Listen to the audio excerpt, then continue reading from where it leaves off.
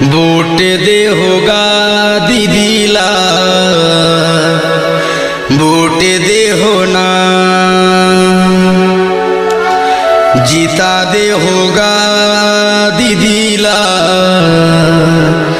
जीता दे होना।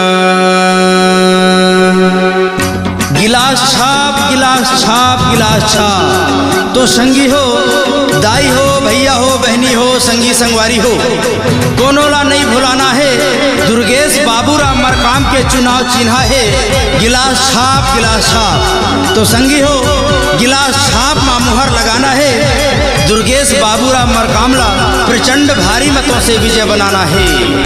वोट दे होगा दीदीला, वोट दे होना, जीता दे होगा दीदीला, जीता दे होना।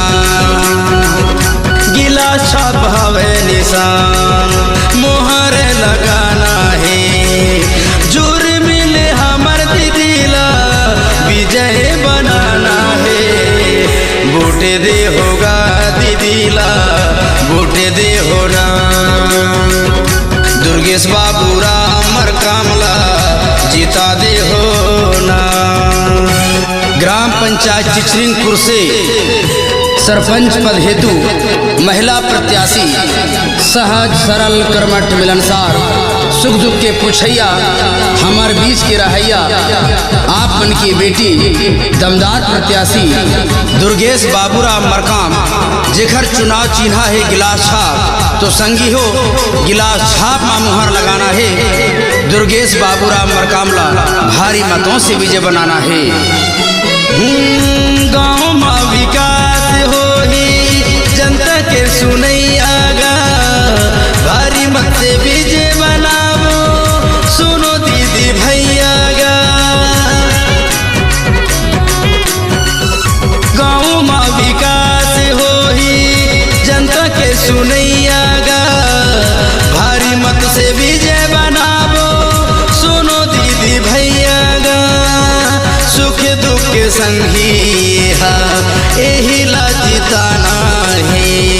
गिलास छाप हमें निशान, मुहर लगाना है। जीता दे होगा दीदीला, जीता दे होना।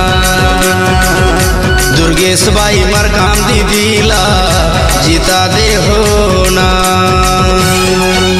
गिलास छाप गिलास छाप गिलास छाप। तो संगी हो, गिलास छाप गिलास छाप गिलास छाप। निवेदक ग्राम पंचायत चिचरिंगपुर से समस्त मतदाता बंधु, दाई हो, दीदी हो, भैया हो, बहनी हो, संगी संगवारी हो, कोनोला नहीं भुलाना है।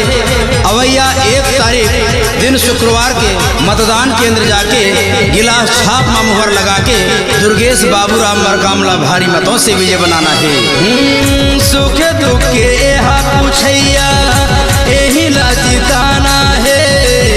गिलास छाप हवे निशान, मुहर लगाना है। सुख दुख के पुछैया यही ला जिताना है।